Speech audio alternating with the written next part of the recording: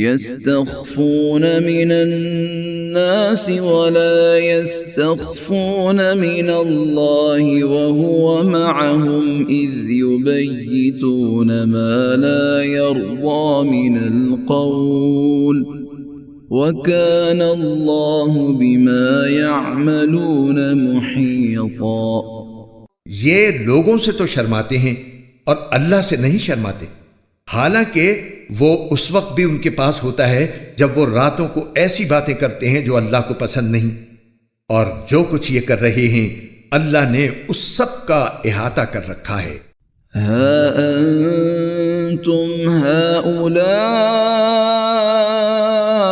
جادلتم عنهم في الحياة الدنيا فمن يجادل الله عنهم يوم القيامة أم من يكون عليهم وكيلا۔ ارے تمہاری بساط یہی تو ہے کہ تم نے دنیاوی زندگی میں لوگوں سے جھگڑ کر ان خیانت کرنے والوں کی حمایت کر لی، بھلا اس کے بعد قیامت کے دن اللہ سے جھگڑ کر کون ان کی حمایت کرے گا یا کون ان کا وکیل بنے گا؟ وَمَن يَعْمَلْ سُوءًا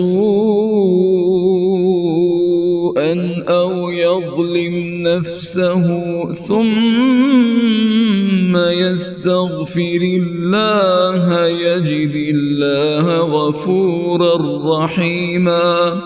اور جو شخص کوئی برا کام کر گزرے یا اپنی جان پر ظلم کر بیٹھے پھر اللہ سے معافی مانگ لے تو وہ اللہ کو بہت بخشنے والا بڑا مہربان پائے گا۔